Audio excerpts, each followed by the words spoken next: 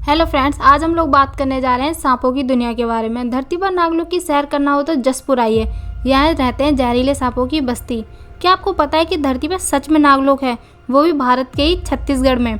जी हाँ, छत्तीसगढ़ में जसपुर एक ऐसा जिला है जिसे धरती का नागलोक कहा जाता है।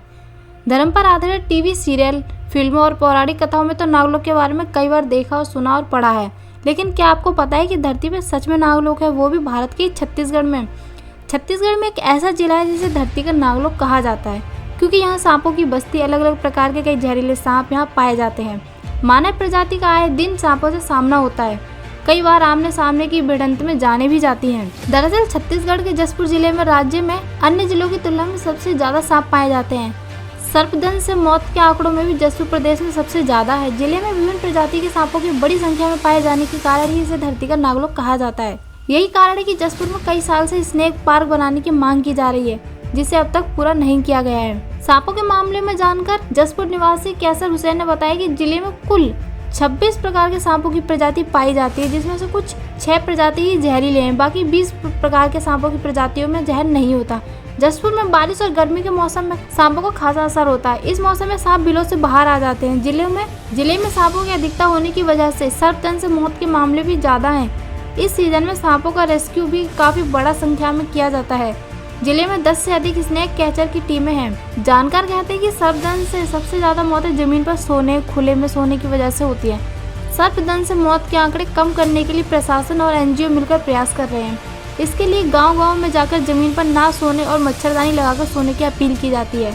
जसपुर में पिछले कई सालों से तपकरा में स्नेक पार्क बनाने की मांग लंबित है, लेकिन आज तक ये योजना अधर में है। स्नेक पार्क बनने के बाद एंटी स्नेक वेनम बनाने और लोगों को सर्पदंश से मौत जन जागरूकता अभियान चलाने में मदद मिलने का अनुमान लगाया जा रहा है, लेकिन योजना अधर में होने में परेशानी है। अगर हमें सांप काट ले तो हमें क्या करना चाहिए? सांप का काटना एक ऐसी दुर्घटना है, अगर इसका तुरंत इलाज नहीं किया गया तो हो सकता है हमें अपनी जान से भी हाथ धोना पड़े। सांप काटने पर सबसे जरूरी है कि उसके लक्षणों की पहचान की जाए, तुरंत इलाज किया जाए। जानवरों में सांप सबसे खतरनाक और जहरीला जानवर माना जाता है। शहरीकरण ने सांपों का ठिकाना बदल दिया, वो जंगल से निकलकर शहरों तक पहुंचने लगे हैं। सांप का नाम सुनते ही रोंगटे खड़े होने लगते हैं। अगर वहीं सांप सामने आ जाए तो होश उड़ जाते हैं। सांप का काटना घातक हो सकता है। हर साल लाखों मौतें सांप के काटने से हो जाती हैं। कुछ सांप ज्यादा जहरीले होते हैं तो कुछ कम जहरीले होते हैं। कम जहरीले सांप के काटने से भी स्थिति गंभीर हो सकती है।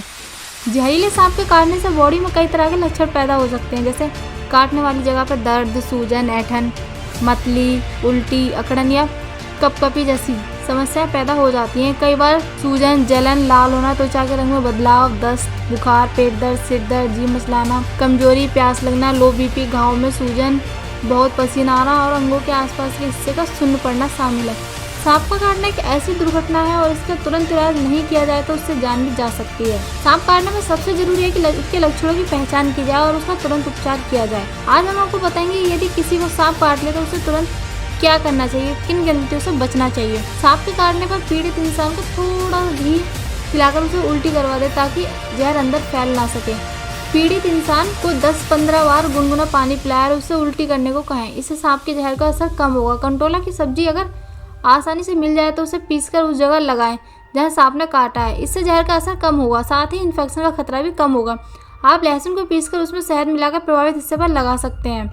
सांप काटने पर तबीयत बिगड़ने का इंतजार नहीं करें, बल्कि इमरजेंसी ट्रीटमेंट के लिए मरीज को अस्पताल ले जाएं। जिस जगह सांप ने काटा है उस स्थान को बिल्कुल भी नहीं हिलाएं। ब्लीडिंग होने पर खून को बहने दें। खून रोकने के लिए बीटाडीन का इस्तेमाल कर सकते हैं। पीड़ित व्यक्ति को शांत रखें और जितना संभव हो सके व्यक्ति को स्थिर रखें। घाव को ढीली और साफ पट्टी से कवर करें। सांप के काटने के समय का ध्यान रखें। सुझाव सामान्य जानकारी के लिए हैं, इन्हें किसी डॉक्टर या मेडिकल प्रोफेशनल की सलाह के तौर पर नहीं लें। बीमारी या संक्रमण के लक्षणों की स्थिति में डॉक्टर की सलाह जरूर लें।